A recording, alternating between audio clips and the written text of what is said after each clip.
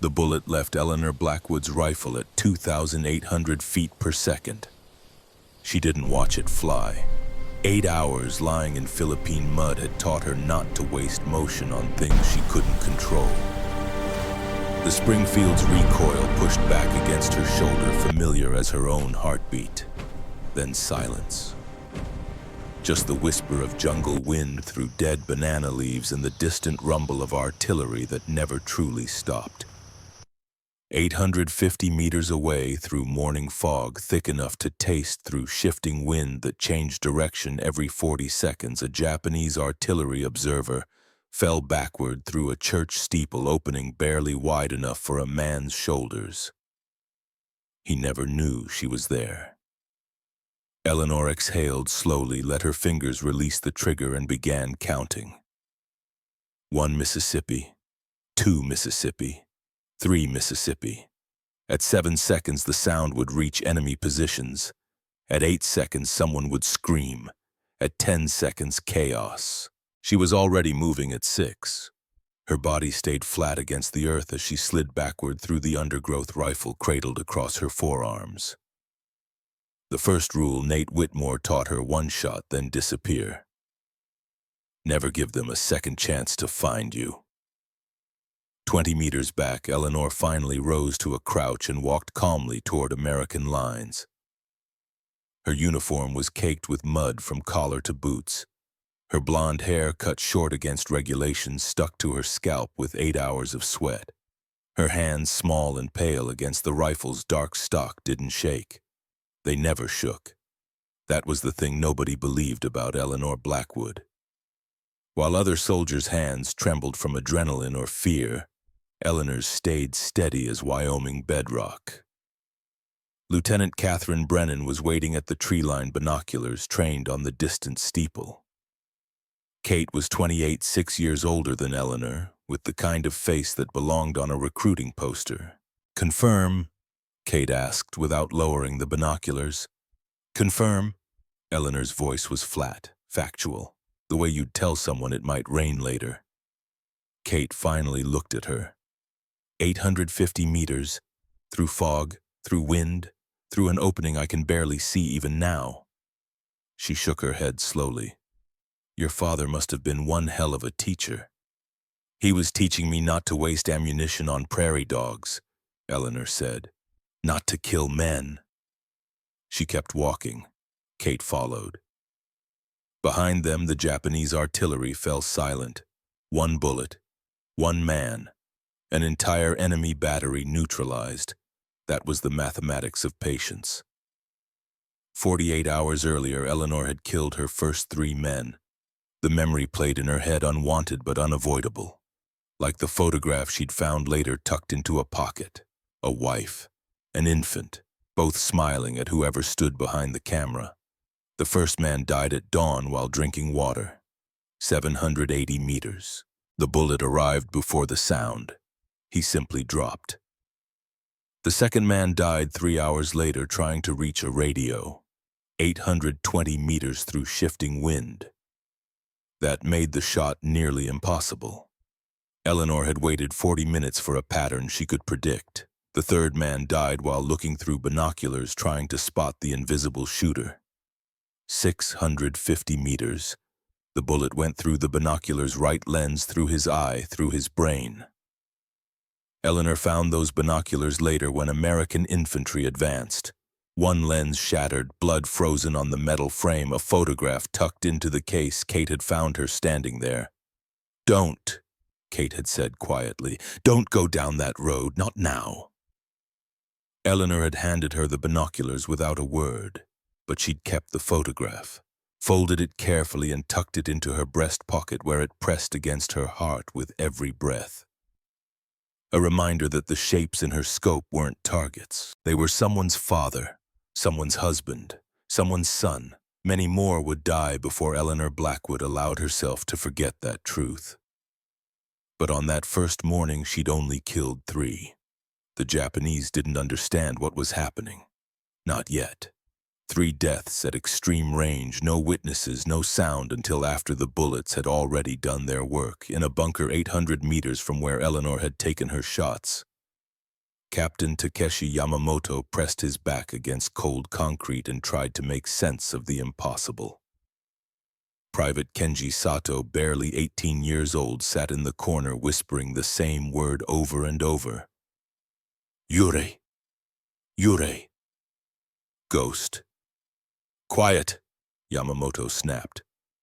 But his voice carried no conviction, because he wasn't certain the boy was wrong. Yamamoto had been a soldier since 1937. He'd fought in China. He understood ballistics and training and marksmanship. He knew the effective range of every rifle in both armies. None of it explained this.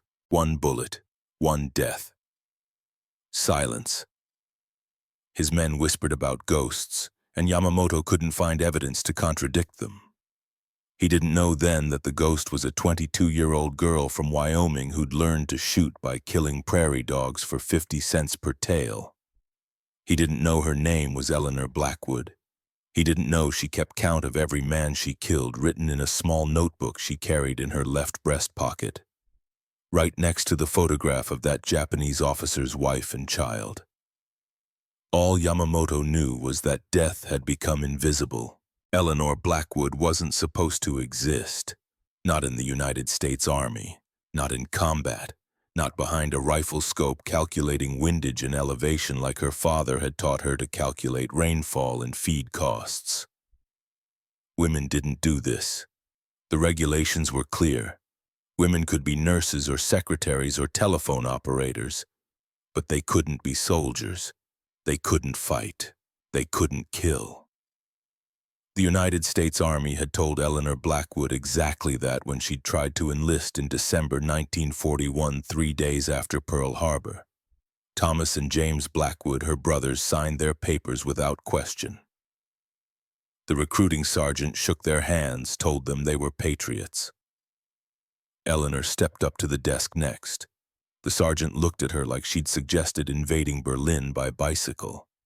"Ma'am," he'd said, voice dripping with condescension, "the Army doesn't have a place for—" "I can shoot better than both my brothers," Eleanor interrupted. "I can track game through mountain terrain in winter. I can field dress a deer in under 10 minutes. I can survive 3 days in wilderness with nothing but a knife and a canteen. So tell me exactly what place you don't have for me." The sergeant smiled, indulgent, patronizing. "Ma'am, combat is different. Women aren't built for it, physically or mentally. It's just biology." Eleanor had stared at him for 10 seconds. Then she'd turned and walked out. But she hadn't given up. She'd lied instead, told the next recruiting station she had nursing experience, forged a letter of recommendation, memorized enough medical terminology to fake competence, got herself deployed as a field medic with the 43rd Infantry Division, shipping out to the Pacific Theater in March 1943. The other medics figured out quickly that Eleanor Blackwood didn't know a femoral artery from a garden hose. But they also discovered something else. Eleanor Blackwood didn't panic. While artillery shells screamed overhead, while men lost limbs and sanity, Eleanor's hands stayed steady.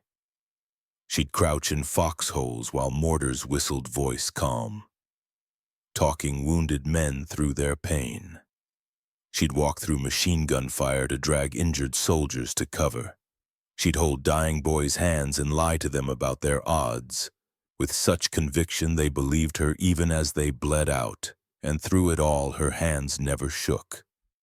The other soldiers started calling her Steady Blackwood, then just Steady. Nobody asked why a medic spent her off hours at the rifle range. Nobody questioned why she could field strip an M1 Garand faster than most infantrymen. They just knew that when things got bad, Steady Blackwood would be there with hands that never shook and a voice that never wavered. That's how Nathaniel Whitmore found her. Nate Whitmore was 45 years old and looked like someone had carved him out of Montana granite. Tall, lean, weathered by decades, guiding hunters through wilderness, where winter killed faster than any bullet. Gray hair cropped military short, eyes the color of storm clouds. He'd been a soldier in the First War. France, the Argonne, had come home with scars that didn't show but lived in the way he startled at loud noises. After that, he'd retreated into Montana wilderness for 20 years, guiding rich men on hunting trips, teaching them patience they didn't have. Then Pearl Harbor happened and the Army remembered Nathaniel Whitmore. They'd brought him back, asked him to help develop training programs for specialized marksmen. Nate had agreed on one condition: he wanted to recruit his own students. He'd been watching the rifle range for 3 days when Eleanor showed up for pistol qualification. Standard test, 30 rounds at paper targets at 25 yards. Eleanor had fired 30 rounds in under 2 minutes, every single bullet in the target's center mass, grouping so tight you could cover it with a coffee cup. The rangemaster had signed her card without comment, but Nate had noticed something else. Eleanor fired from a standing position without the slight sway most shooters couldn't eliminate. He'd noticed her breathing pattern. He'd noticed tiny corrections between magazines. Most importantly, he'd noticed she'd done all of this without thinking. Muscle memory. The kind of shooting that came from thousands of hours until the weapon became an extension of your body. After qualification ended, Nate approached her directly. "Where'd you learn to shoot medic?" Eleanor looked up at him with blue eyes that held no warmth but no hostility either. "Wyoming, ranch country. If you don't shoot straight, you don't eat straight." "What did you hunt?" "Prairie dogs mostly, county-paid bounty, 50 cents per tail." Nate nodded slowly. Prairie dogs, small targets, nervous targets. You couldn't chase them. Had to shoot from range with weapons that cost ammunition your family couldn't afford. You learned patience. You learned precision. "Can you shoot a rifle?" he asked. "Better than I shoot a pistol." "How much better?" Eleanor looked at him for a long moment. "I can put 5 rounds through the same hole at 400 yards if you give me a decent rifle and a windless day." Nate felt something stir in his chest. Recognition. The sense that something rare and potentially valuable had just crossed his path. "Show me," he said. The demonstration happened 2 days later at the division's long-range rifle facility. Nate requisitioned a Springfield M1903A4 sniper rifle with a untold 8-sec scope. He set up paper targets at 400 yards and told Eleanor to shoot. She looked at the rifle like someone had handed her a religious artifact. "This is a Springfield," she said quietly. "My father owned one, before the bank took the ranch." Nate didn't ask about the bank or the ranch. He just watched her check the rifle with movements that showed deep familiarity. Eleanor loaded 5 rounds, settled into a prone position, found her natural point of aim, and fired. 5 shots, 4 seconds between each one, methodical, patient execution. When they walked down to check the target, Nate found a single hole roughly 1.5 inches wide. 5 bullets through almost the same point of impact. "Jesus Christ," the rangemaster muttered. Nate said nothing, just pulled out his notepad and wrote "natural." Then he turned to Eleanor. "How would you feel about doing this for real?" Eleanor looked at him with those flat blue eyes. "Doing what for real?" "Killing men from distances they can't fight back from. Becoming the thing that makes entire armies afraid to look outside their bunkers. I'm a medic. I save lives." "You're not a medic," Nate replied. "You're a rancher's daughter who learned to shoot because your family needed money. The Army just doesn't know what you are yet." Eleanor looked at the target, 5 holes in the same spot. "If I do this," she said slowly, "I want it documented. Every shot, every kill. I don't want anyone saying women can't handle combat when I've just proven they can." Nate smiled, thin, grim. "Fair enough. But there's one thing you need to understand. The men you kill won't care that you're female. They'll just care that someone they can't see is killing them from distances they thought were safe." Good, Eleanor said. And in that single word, Nate heard 22 years of being told no. Good. Colonel Frederick Hartwell nearly ended the program before it started. Hartwell was 52 years old, West Point class of 1913, and absolutely convinced that military excellence came from tradition and established doctrine. When Nate brought his proposal specialized sniper section extreme range operations, the colonel had approved immediately. When Nate revealed his proposed primary sniper was a 22-year-old female medic, Hartwell turned the color of arterial blood. Absolutely not. She can shoot better than anyone in this division. I don't care if she can shoot through plate armor. She's a woman. Women don't serve in combat roles. It's not tradition, it's not doctrine, and it's not happening in my command. Nate had expected this. He'd pulled out his documentation. The range test results, Eleanor's background, her performance under artillery fire. Hartwell barely glanced at the papers. You think I care about test scores? War isn't a shooting range. War is blood and chaos. Women aren't built for it. Eleanor Blackwood has been functioning as a medic under combat conditions for 6 months. She's treated sucking chest wounds while mortars were landing 30 yards away. If she's not built for war, she's got a damn funny way of showing it. That's different. Medics save lives. You're asking her to take them, to deliberately coldly kill human beings. That requires something women simply don't have. Nate looked at him for a long moment. Permission to speak candidly, sir? Denied. You're dismissed. But that night, General Augustus Pemberton read Nate's proposal. General Pemberton was 55 years old and had earned his stars by being right more often than he was wrong. He'd commanded troops in France during the First War and learned that success came from adapting faster than the enemy. He'd read Nate's proposal 3 times. Then he'd requested captured Japanese intelligence reports. The reports told an interesting story. Japanese units were requesting transfers from American sectors. Officers were reporting discipline problems. Patrol frequency had dropped dramatically. The Japanese were afraid, not of artillery or air support. They were afraid of dying from nowhere. Pemberton looked at those reports and saw opportunity. He'd called a meeting. Hartwell, Nate, and Eleanor, who stood at attention with mud still on her boots. Miss Blackwood, Pemberton said without preamble. Whitmore tells me you can make shots at extreme range. How extreme? 800 yards under ideal conditions, sir. 600 under adverse conditions. And you've done this for real. Eleanor hesitated, then nodded. 3 confirmed kills at ranges between 650 and 820 yards. Hartwell made a strangled sound. You can't confirm. Observed by Lieutenant Brennan, Eleanor interrupted. Documented in field reports, bodies recovered. I can provide exact times, locations, and conditions if required. Pemberton smiled. Colonel Hartwell believes women aren't capable of combat effectiveness. Do you have anything to say in your defense? Eleanor looked at Hartwell, then back at Pemberton. Sir, in the past 6 months I've treated 43 combat casualties under fire.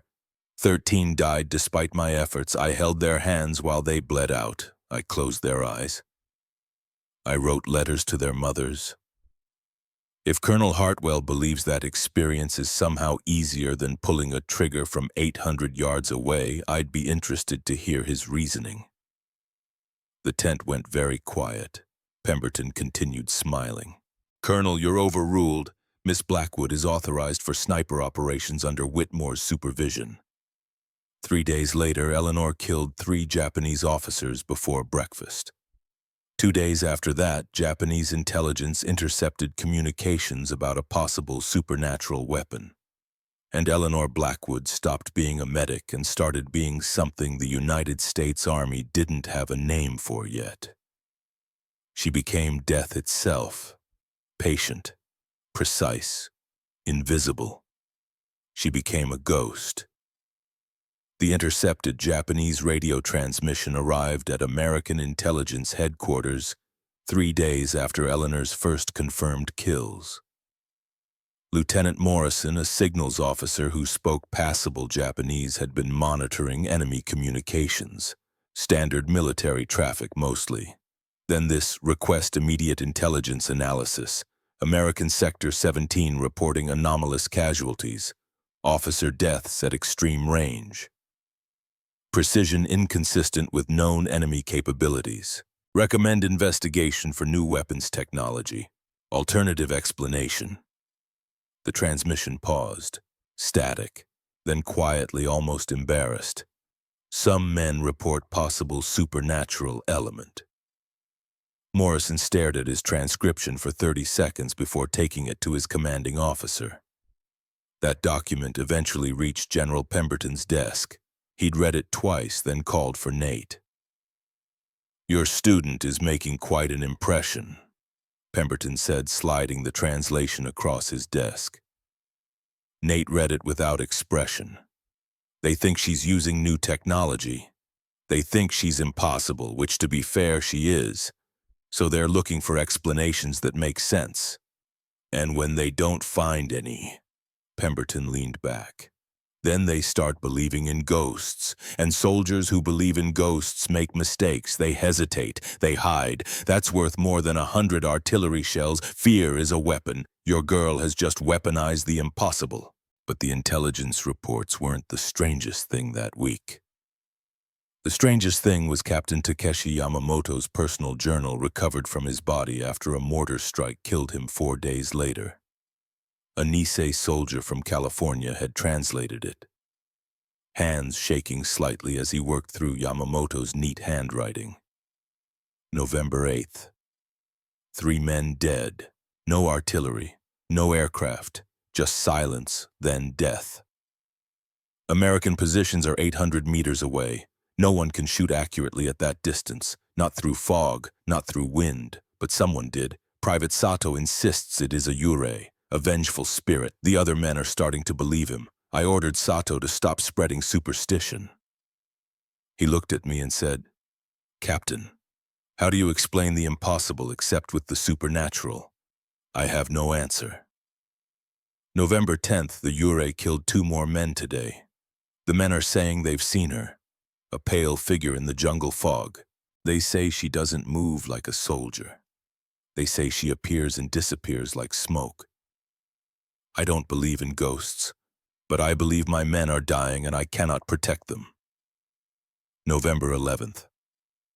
Requested transfer for my entire unit. Request denied. We are told to stop reporting superstitious nonsense. But morale is already gone. The men won't leave the bunker. If this is not a ghost, then the Americans have found something worse. They have found a way to make death invisible. November 12th, hours before Yamamoto died, I saw her today. I think, through the fog, a figure too small to be a soldier, too still to be human. She stood at the edge of the tree line for perhaps 10 seconds. Then she was gone. My men insist it was Ona Yurei, the woman ghost. Perhaps they are right. Perhaps the Americans have awakened something in this jungle, something old and angry, or perhaps they have simply found a woman who shoots better than any man I have ever known. If so, God help us. The translator had set down the journal and looked up. Sir, they're not fighting a soldier.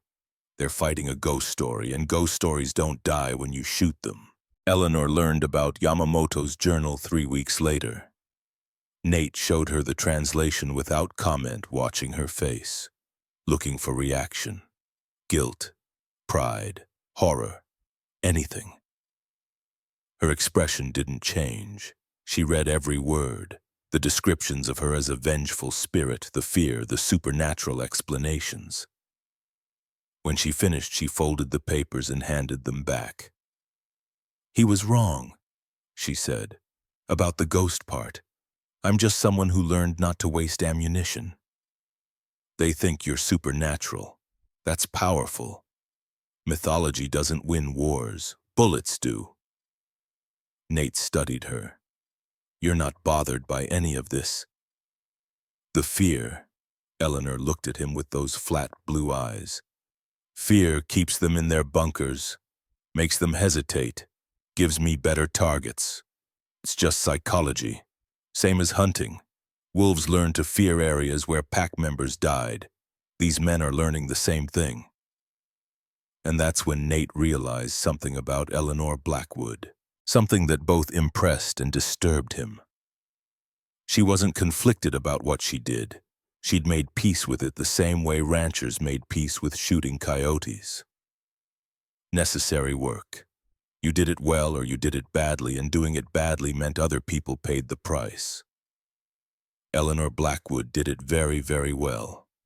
By late October 1944, her confirmed kill count had reached 27. The Battle of Leyte started on October 20th with artillery that turned morning into apocalypse. Eleanor and Kate had been positioned on a hillside overlooking Japanese defensive positions for 6 hours when the bombardment began. American 105mm howitzers pounding enemy bunkers with shells that screamed overhead. "Contact right?" Kate murmured. "Japanese officer 700 meters. Eleanor found him in her scope. Older man, maybe 45, binoculars to his eyes, studying American positions with focused intensity. 700 meters. Wind from the east at 6 miles per hour. Temperature dropping as afternoon turned to evening. Eleanor began her calculations. Breath control, heart rate settling. Then Kate said, "Wait." Eleanor's finger froze on the trigger. "Why? Something's wrong. Look at the men around him. They're not taking cover. They're watching something in our direction." Eleanor pulled back from her scope. Kate was right. A dozen Japanese soldiers were staring directly at their position. Not at American lines generally, at their specific location. They were raising their rifles. "They made us," Kate said, voice level but urgent. "We need to move. Now." Eleanor started to slide backward following escape protocol. Kate was slower, just by half a second, just long enough to be still partially exposed when the first shot cracked. The bullet hit her in the right shoulder, spun her sideways, dropped her behind cover. Eleanor moved on instinct, grabbed Kate's webbing, dragged her backward down the hillside while bullets chewed vegetation around them. 30 yards, 50, 100, into dead ground where jungle canopy blocked line of sight. Kate's shoulder was bleeding heavily.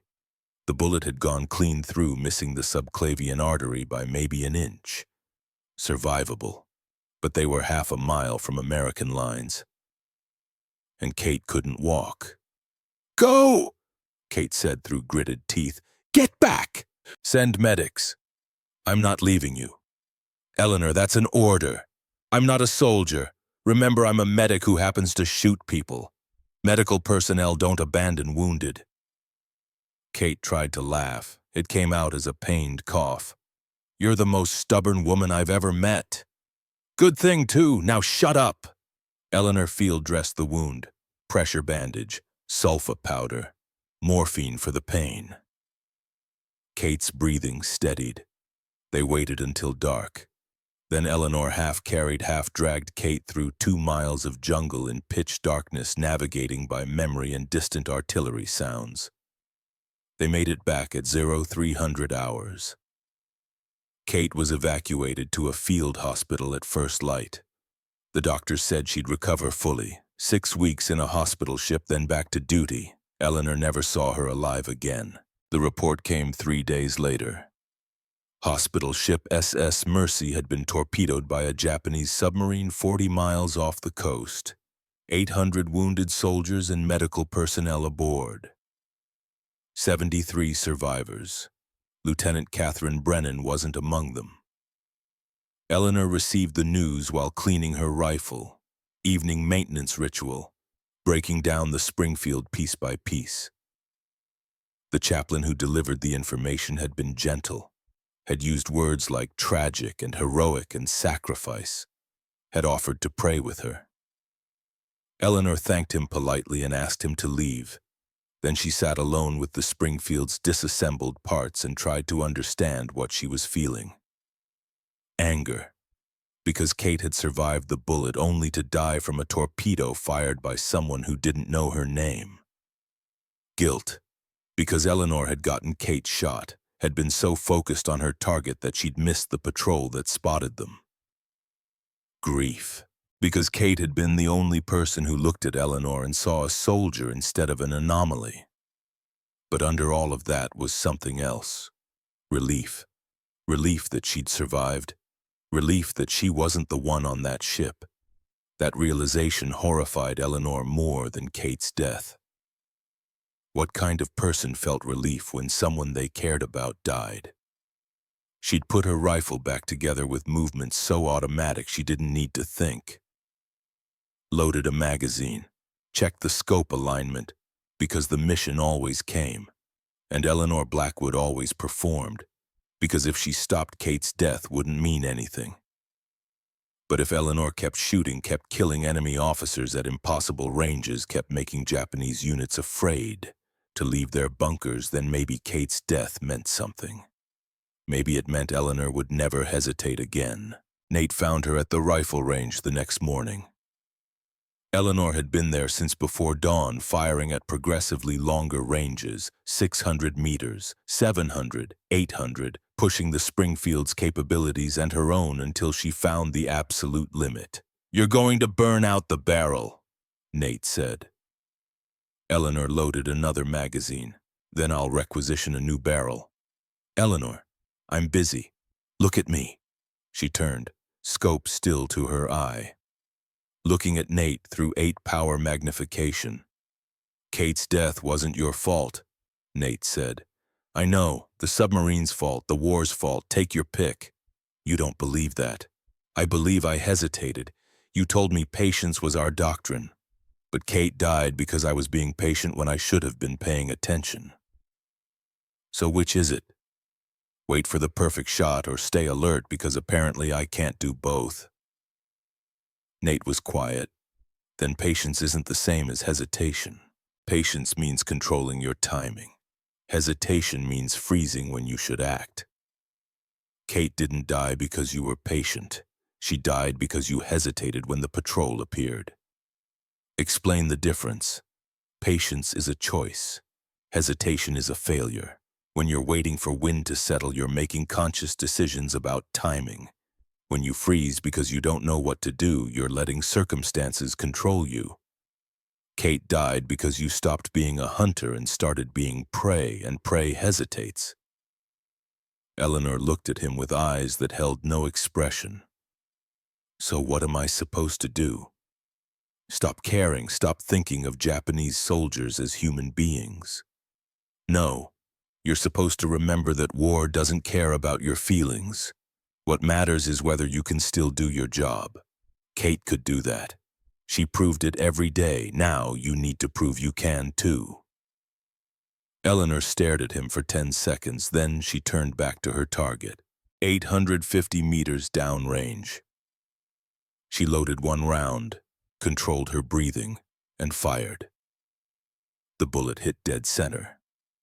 "I already know I can do the job," Eleanor said quietly. "I've killed 27 men in 10 months. What I don't know is whether I should." Nate didn't have an answer for that. By February 1945, Eleanor's kill count had reached 54. She'd become more than a sniper. She was a strategic asset, a weapon that couldn't be countered. Japanese intelligence had figured out she was female by then. Captured documents showed they'd dubbed her Onna Akuma, the woman demon. Some units had standing orders to retreat if they suspected her presence. The psychological impact was exactly what Pemberton had predicted. Japanese soldiers in Eleanor's operational areas showed signs of combat exhaustion disproportionate to actual engagement intensity. One captured private interrogated after American forces overran his position had said through a translator, "We stopped believing in victory not because of your artillery or your planes. We stopped believing because of her. Because every morning we woke up not knowing if today was the day the demon chose us. You can fight artillery, you can hide from planes, but you cannot fight something you cannot see. That psychological collapse was worth more than a dozen divisions. But it came at a cost. The cost was measured in Eleanor's notebook. 54 names she didn't know. 54 faces she saw through her scope before pulling the trigger. Eleanor kept count because she'd promised herself she would never forget. Never lose track of the mathematics.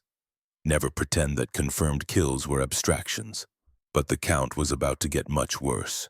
The Battle of Manila began on February 3rd with artillery that made Leyte look like a training exercise. American forces needed to take the city. Japanese forces had orders to defend it to the last man. Urban warfare in stone buildings and narrow streets, the kind of fighting that turned soldiers into casualties at ratios that made generals' hands shake. Eleanor was assigned to support the advance with extreme-range fire support. Her new spotter was Corporal Michael Davies from Ohio, 24 years old, competent but not gifted. Eleanor didn't care. She wasn't looking for a friend. She was looking for someone who could spot targets and not die. They positioned themselves in a church bell tower overlooking the main plaza where Japanese forces had dug in. Perfect elevation, clear sight lines, protected by stone walls 2 feet thick. "How long can you hold this position?" Davies asked. Eleanor looked at the angles calculated fields of fire. "Until they bring the whole tower down, or until I run out of targets." It turned out to be neither. Eleanor held the church tower position for 19 hours. She started at dawn. That first officer died at 620 meters killed while checking on his men. The second died 10 minutes later at 740 meters killed while using a radio. Then the pattern started. Any officer who exposed himself died. Any radio operator died. Any soldier who attempted to move supplies died. Eleanor worked methodically. One shot, then scanned for the next target. No rushing, no wasted ammunition. By noon, 14 officers were dead. 3 radio operators, 2 medics. The Japanese stopped moving. 40 men, Davies estimated, pinned in buildings around the plaza, unable to advance, unable to retreat. One woman had paralyzed an entire Japanese company. "This is insane," Davies whispered at hour 12. "They're just sitting there." "They're learning," Eleanor said. Her voice was hoarse from dehydration. She hadn't drunk water in 6 hours because drinking meant leaving the rifle. "They're learning that movement equals death. Well, you've killed 19 men today. I've just been watching. You're spotting. That makes you complicit." Hour 15 brought the first escape attempt. 3 Japanese soldiers made a run for it. Eleanor killed the first man at 400 meters, the second at 450. The third made it to the alley entrance before Eleanor's bullet caught him. After that, no one else tried. Hour 17 brought darkness. Eleanor had been shooting with scope magnification in fading light, making sheets that would have been impossible for most snipers. The Japanese were counting on darkness to cover their escape. They counted wrong.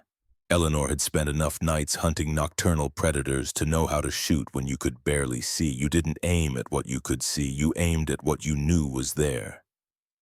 2 more men died in the darkness.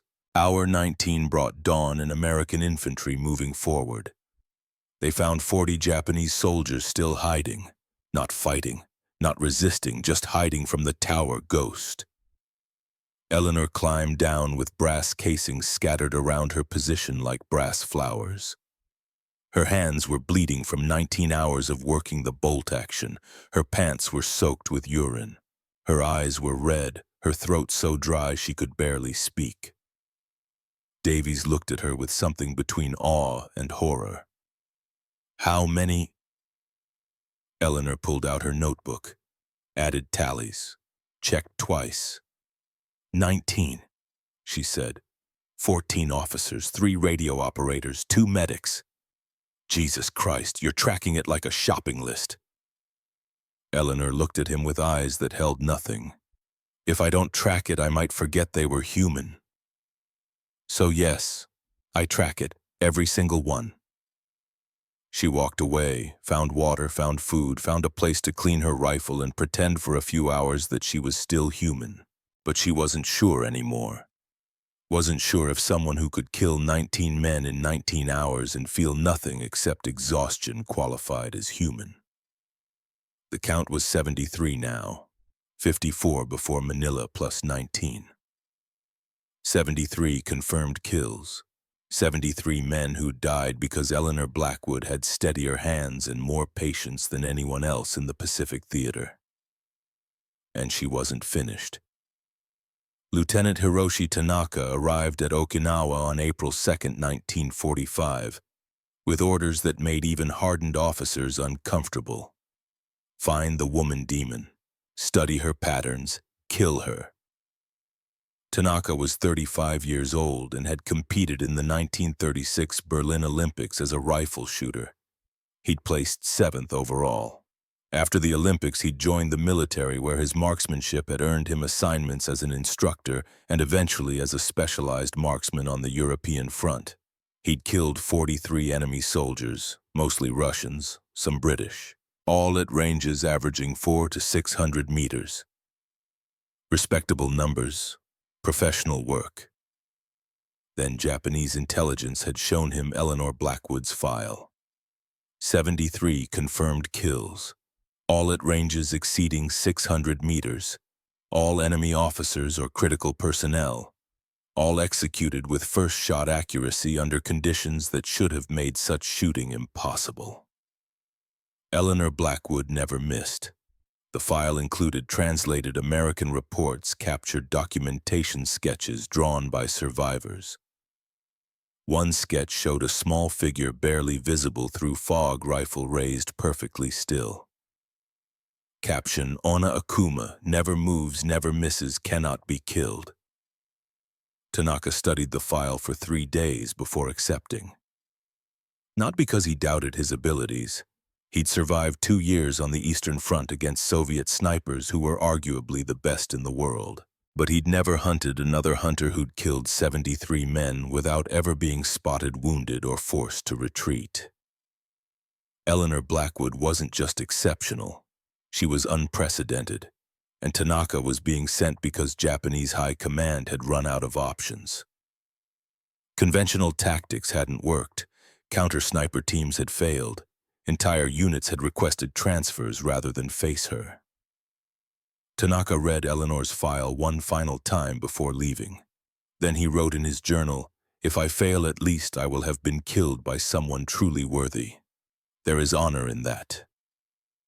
He arrived at Okinawa with that journal, his rifle, and determination to prove Japanese military excellence could match whatever the Americans had created. It took him 6 days to find her. Eleanor knew someone was hunting her before she knew who. The signs were subtle. Japanese patrols had changed behavior. Instead of avoiding areas where Eleanor operated, they were deliberately moving through them, not aggressively. Just passing through with regularity that suggested pattern establishment. Bait. Someone was using Japanese soldiers as bait to make Eleanor reveal herself. She told Nate about it on April 7th. "You're being hunted," Nate said. "I know." "Do you know by who?" "Someone good enough that I haven't spotted him yet. Someone patient enough to watch without taking a shot." Nate pulled out an intelligence report. "His name is Hiroshi Tanaka, 35 years old, Olympic shooter, Eastern Front veteran, 43 confirmed kills. They sent him specifically to kill you." Eleanor read the report twice. 43 kills. Respectable. He's not some farm boy. He's a professional. He's been doing this since before you left Wyoming. Then he has 2 advantages, experience and formal training. Those aren't small advantages. Eleanor smiled. thin, cold. He has one disadvantage that's bigger. He's hunting me. I'm hunting him. But I'm better at being invisible. He trained in military academies. I trained in wilderness where being seen meant you went hungry. There's a difference, and that difference is going to kill him. Nate wanted to argue, but he'd looked at Eleanor Blackwood's face and seen something that stopped the words.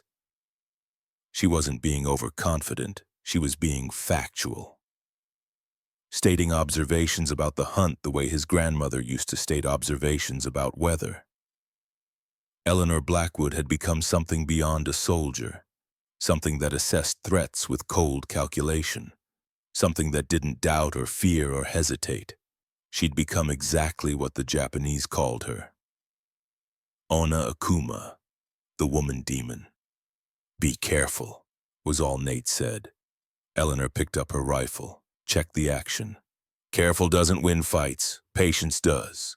The hunt lasted 4 days. Day 1, Eleanor established a position overlooking a valley where Japanese forces were moving supplies. Perfect fields of fire, multiple escape routes. She waited 8 hours without seeing a single target worth shooting. That was wrong. Intelligence reports confirmed regular patrol activity, but no one appeared. Just empty valley and suspicious silence. Eleanor pulled back at dusk without firing. Day 2, she positioned herself near a different area.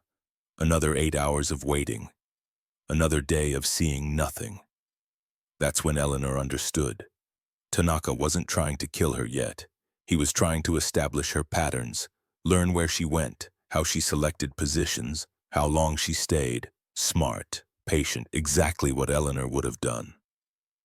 So she changed tactics. Day 3, Eleanor deliberately selected a position that violated her own doctrine. Too obvious, too exposed, the kind of position a sniper might choose if they were tired or overconfident. Then she'd set up her rifle aiming at a dummy she'd constructed. Made it look like she was occupying the position while actually hiding 20 meters away with a different rifle watching through her scope. She waited 12 hours. At hour 11, she saw it. Brief flash of reflected light from a hillside 700 meters away. Scope glint. Tanaka. Eleanor felt her heartbeat slow, her breathing settle, her body preparing for the shot. But she didn't take it, because the scope glint had been too obvious, too perfectly positioned. Tanaka was too professional to make that mistake accidentally. He was baiting her the same way she'd tried to bait him. They were hunting each other with identical tactics. 2 apex predators circling. Eleanor pulled back without shooting. Day 4 changed everything. American artillery was scheduled for the sector at 0800 hours. Massive bombardment to support infantry advance. Everything in the target zone would be destroyed. Both Eleanor and Tanaka knew this. Both understood that staying meant certain death, which meant both had to move, and movement meant vulnerability. Eleanor positioned herself at 0530 hours before dawn in a location overlooking the most likely escape route from Tanaka's last known position. She waited in absolute stillness as dawn broke, watching, breathing shallow, rifle trained on a gap between 2 rock formations. At 0715 hours 45 minutes before bombardment, Tanaka appeared. He moved exactly as Eleanor predicted. Same route, same timing. Eleanor found him in her scope. 730 meters, quartering shot, wind from the east at 6 miles per hour. Her finger settled on the trigger, breathing controlled, heartbeat steady, but she didn't fire because she saw something. Tanaka was looking directly at her position. Not scanning, looking, like he knew exactly where she was. Another trap. He deliberately exposed himself, betting Eleanor would take the shot, planning to use her muzzle flash to locate and fire back. They were both aiming at each other, both with finger on trigger, both calculating who would shoot first and whether first shot would be kill shot. The stalemate lasted 3 seconds. Then American artillery opened up. Not at 0800 hours, at 0720. 40 minutes early because some officer had misread the schedule or the clocks were unsynchronized or war was chaos. Shells screamed overhead. Explosions turned the valley into apocalypse. Both snipers had maybe 10 seconds before the pattern expanded to include their positions. Tanaka moved first, broke from cover, ran toward safety. Eleanor tracked him, led the movement, calculated where he'd be in the time it took her bullet to travel 730 meters. And fired. The Springfield's crack split the air. The bullet crossed the distance in just under 1 second. 0.3 seconds before Tanaka's rifle fired back. Eleanor's bullet caught him in the left side of his chest, spinning him sideways. His shot went wide by 2 feet, close enough that Eleanor heard the supersonic crack as it passed near her head. Close enough to kill if he'd been 0.3 seconds faster. But he wasn't. Eleanor had been 0.3 seconds faster. And in sniper duels, 0.3 seconds was the difference between survival and death. She moved immediately after firing, sliding backward, changing position. No time to confirm the kill. Just move and survive and pray the artillery didn't catch her. She reached safety as the bombardment intensified. Crouched behind rocks, covering her head, feeling the earth shake. When it ended 20 minutes later, she went back, found Tanaka's body where he'd fallen. The bullet had gone through his lung. He'd died quickly. Eleanor knelt beside him, searched his pack, found his journal. The entries were in Japanese.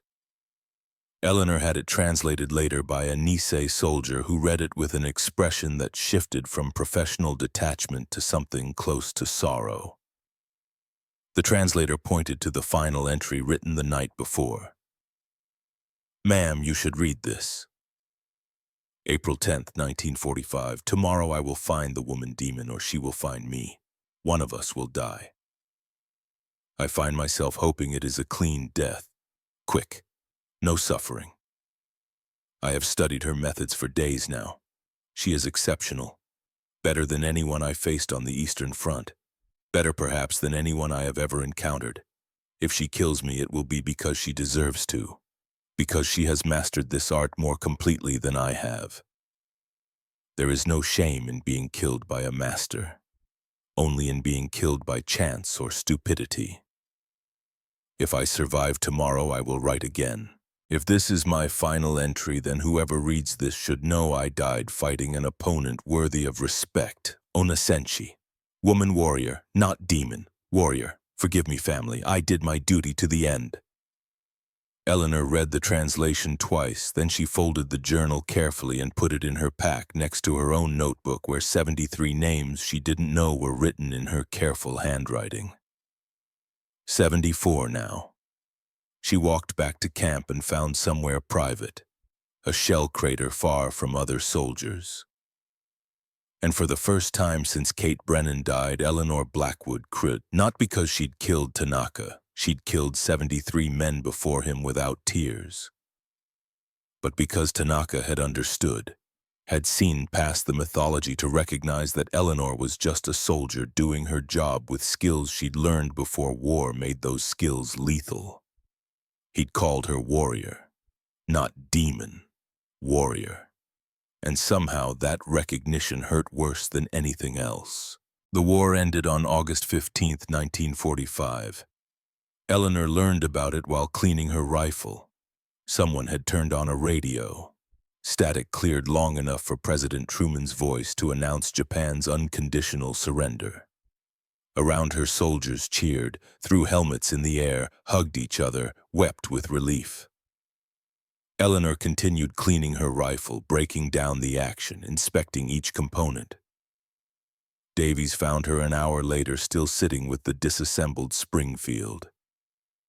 "We won," he said. "It's over. Why aren't you celebrating?"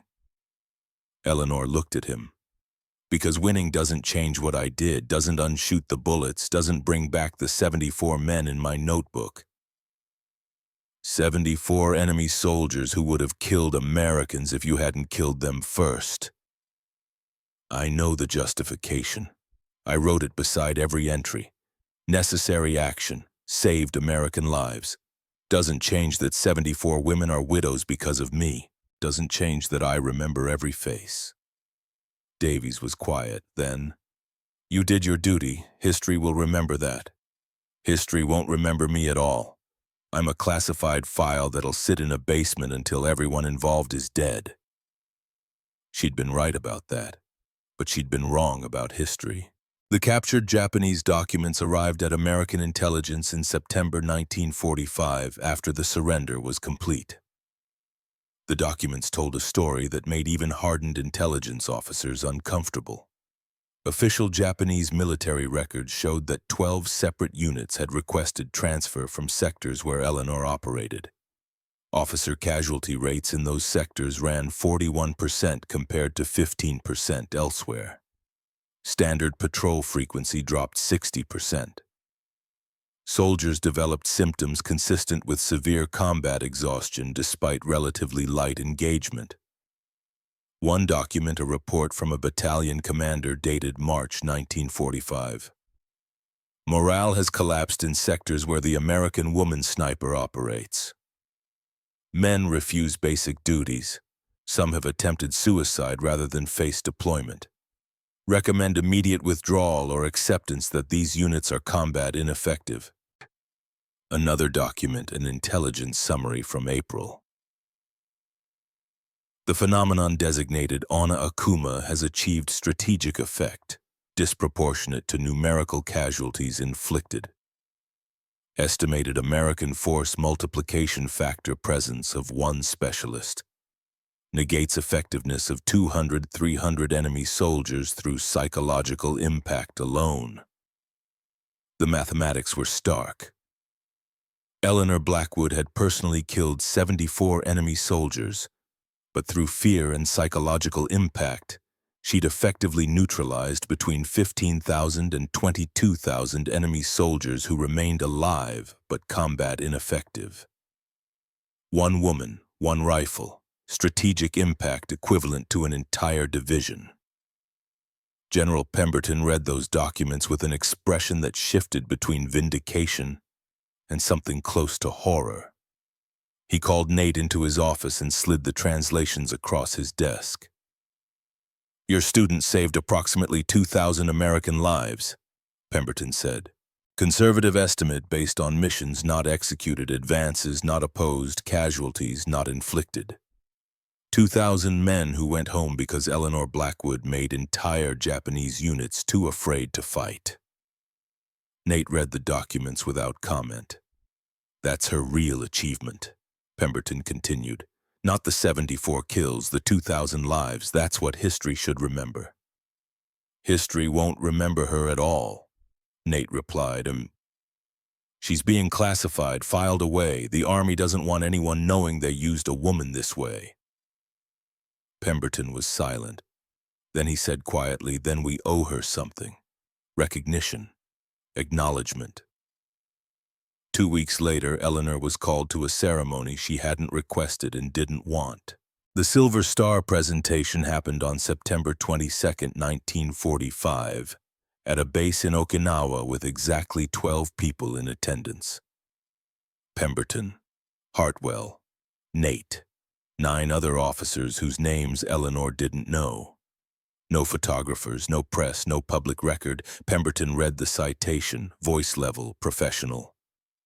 For extraordinary heroism in action against enemy forces in the Pacific Theater from November 1943 through August 1945.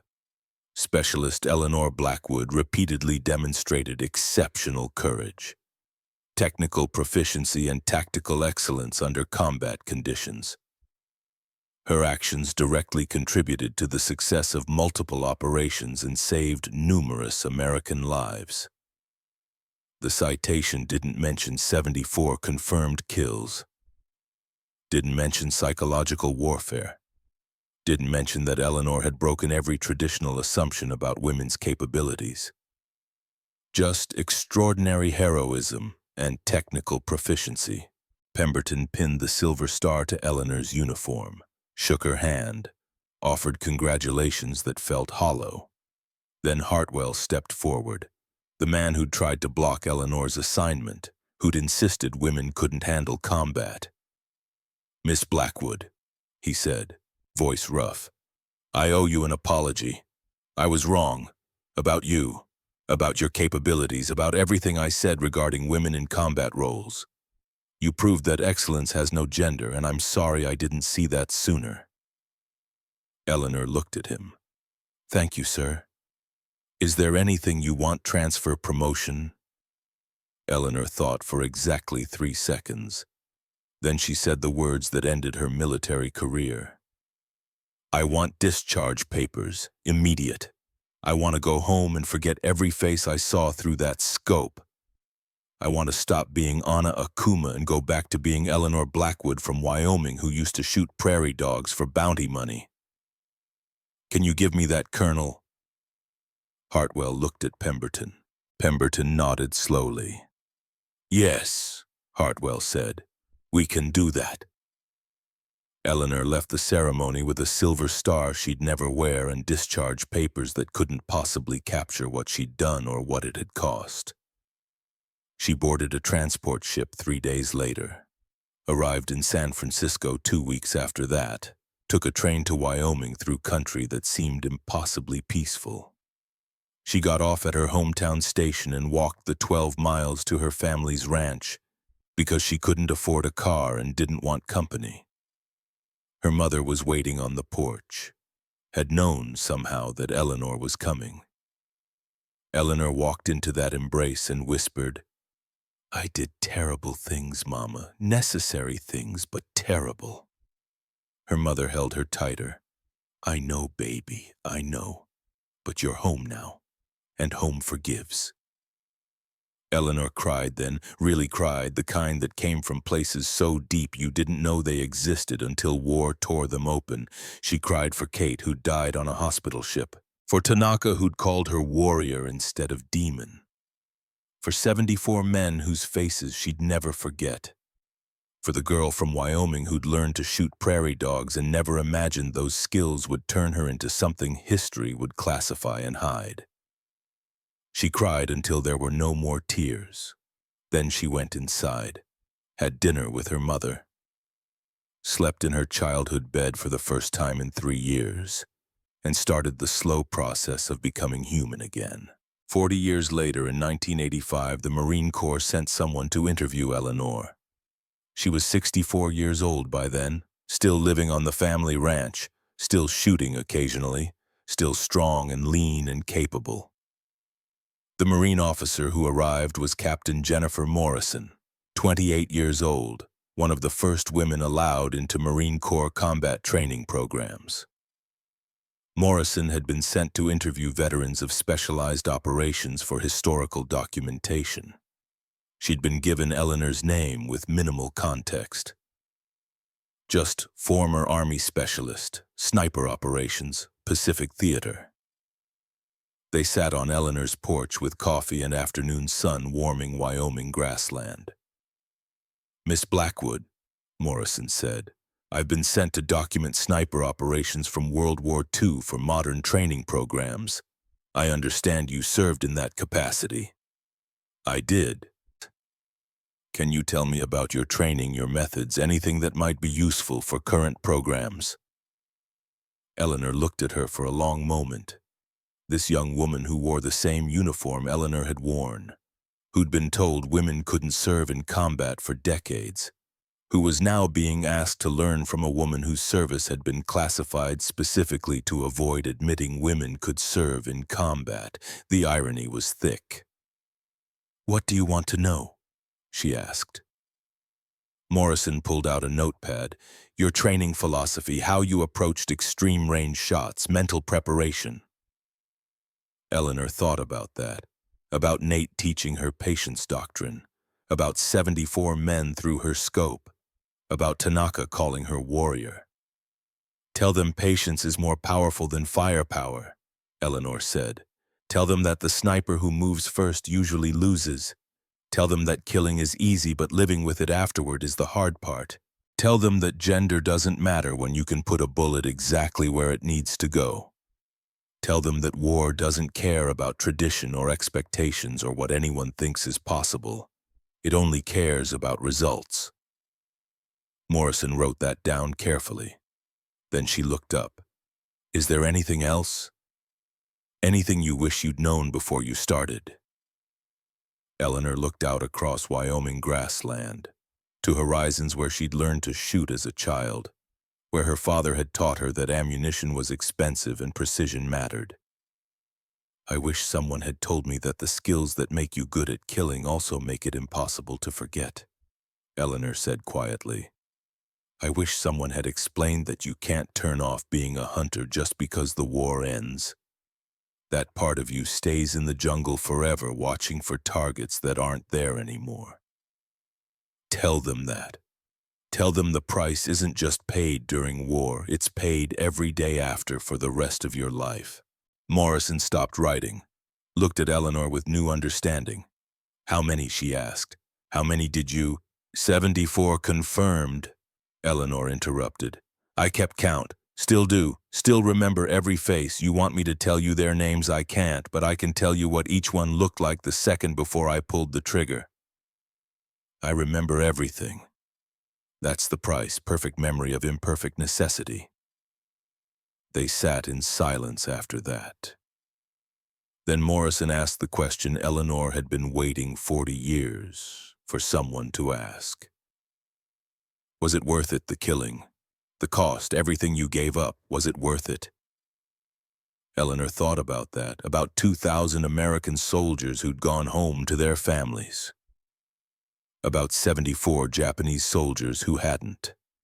About the mathematics of war where you measured achievement in lives saved versus lives taken and tried to find moral clarity in arithmetic that had no right answer. I don't know, Eleanor said finally. Ask me again in another 40 years. Maybe by then I'll have figured out the answer. Morrison left an hour later with notes she'd turn into a report that would influence sniper training doctrine for the next 3 decades. She shook Eleanor's hand, thanked her for her service. Eleanor watched her drive away and thought about history, about classified files, about the myth of Ona Akuma that Japanese soldiers created because they couldn't understand how a 22-year-old woman from Wyoming could kill 74 men with patience and precision that seemed supernatural. History wouldn't remember Eleanor Blackwood, but it would remember the techniques she'd pioneered, the patience doctrine, the one-shot then disappear philosophy. That was enough, had to be enough. She went inside, made dinner, sat at her kitchen table with the silver star in its case, and she thought about Tanaka's journal, about his final words, woman warrior, not demon, warrior. 40 years later, that recognition still mattered more than any medal ever could. Somewhere in California in 1985, female Marine recruits were learning to shoot at ranges that would have seemed impossible during World War II. They were being taught patience, precision, the understanding that gender didn't matter if you had the skills and discipline. They were being taught Eleanor Blackwood's doctrine without knowing her name. In Japan, military historians were studying captured American documents about specialized operations. They'd found references to Ona Akuma. Some dismissed it as wartime mythology. Others believed it was real and wanted to understand how one woman had achieved such disproportionate impact. A few Japanese military academy instructors had begun teaching about her, using her as a case study in how psychological warfare could be more effective than conventional firepower. They didn't know her name either, just called her the American specialist and studied her methods. In Wyoming, Eleanor Blackwood was 64 years old and teaching her nieces how to shoot, the same way her father had taught her, with patience, with precision, with the understanding that ammunition was expensive and you only pulled the trigger when you were absolutely certain.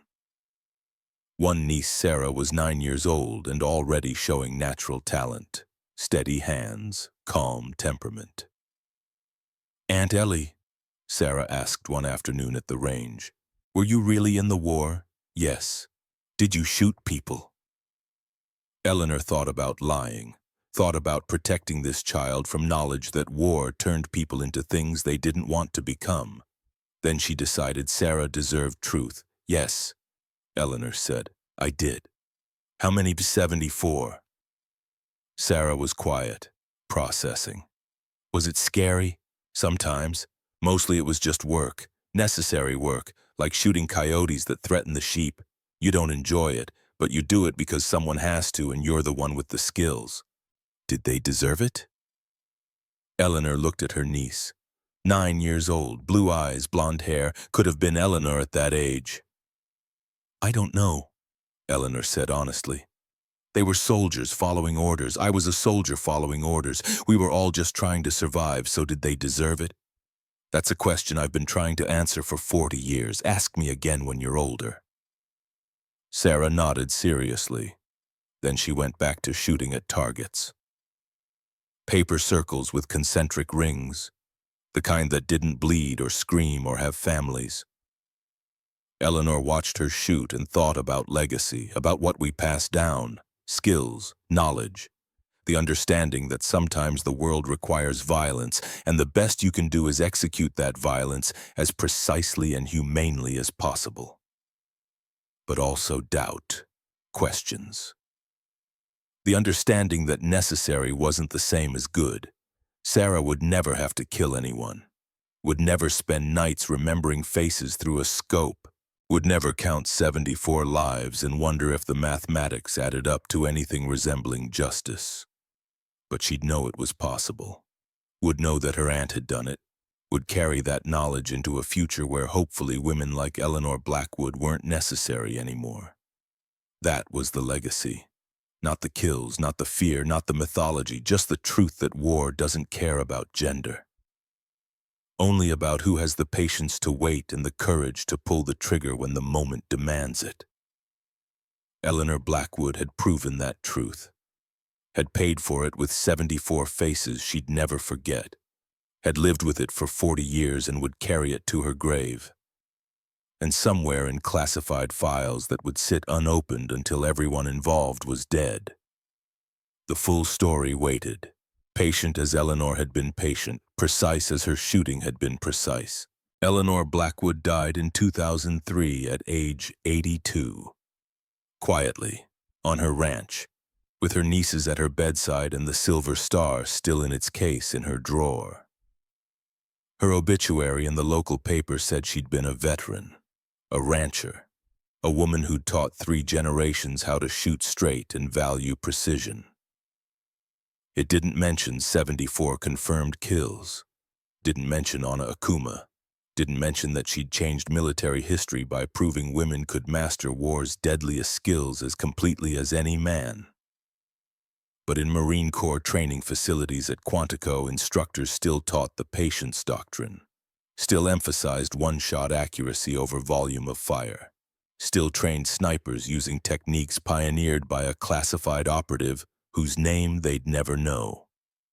And in Japan, military historians still studied the American specialist who'd killed 74 officers and made entire armies believe in ghosts. Eleanor Blackwood became history without anyone knowing her name, which is exactly what she wanted. Because demons and ghosts don't have names, don't need recognition. They just need to have existed, to have proven what's possible, to have shown that war doesn't care about tradition or gender or expectations, only about results. And Eleanor Blackwood got results, 74 times with patience, with precision, with hands that never shook. She was the ghost who couldn't exist, but she did, and that made all the difference.